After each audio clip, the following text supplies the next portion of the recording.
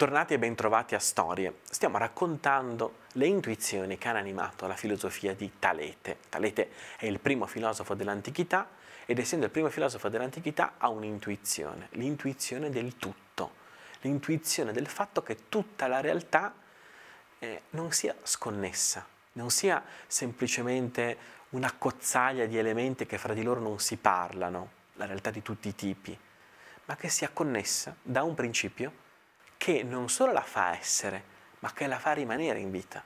Un principio sussistente, che i filosofi posteriori chiameranno arché. Per lui questo principio sussistente è qualcosa di materiale, e questo qualcosa di materiale per lui è l'acqua. L'acqua è ciò che tiene in piedi tutto.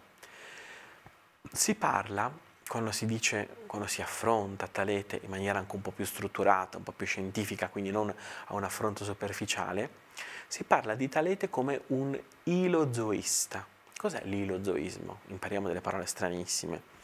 Ilozoismo deriva da ule in greco vuol dire materia, e zoe, che vuol dire vita. Cioè per Talete la materia, la materialità, è portatrice di vita, è animata. Quindi definire i filosofi prima di Socrate dei materialisti, intendendo con materialismo delle persone che trovano nelle cose materiali l'origine di tutto, quindi materialisti nel senso di persone che negano la dimensione spirituale, è profondamente sbagliato. Profondamente sbagliato non perché non ci vada bene, uno può pensare assolutamente quello che vuole, ma perché l'intuizione dell'arché, l'intuizione del principio è essa stessa un'intuizione spirituale. Un'intuizione spirituale del fatto che la materia è abitata da qualcosa di vivo. La realtà è abitata da qualcosa di vivo.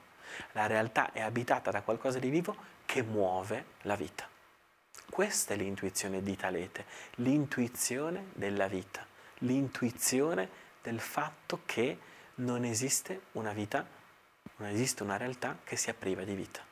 Pensate, poter guardare tutto così, non dico con lo sguardo di un grande uomo del passato, di un grande santo, non ho detto neanche con lo sguardo di Omero, non ho detto neppure con lo sguardo di un grande poeta, con lo sguardo di Talete, che uno penso che non gli dava neanche 10 centesimi poco fa. Lo sguardo di Talete è lo sguardo di uno che dice non esiste una realtà che sia priva di vita. Non esiste una realtà, per quanto materiale, per quanto brutta, per quanto disertificata, per quanto scarna e spoglia, che sia priva di vitalità e di vita. Perché dice tutto questo? Come fa ad intuire tutto questo? Beh, Talete ha un pensiero importante, non è quelle due cosine che di solito si dicono su di lui, è qualcosa di molto più profondo. Lo raccontiamo qui, lo raccontiamo a Storie, domani.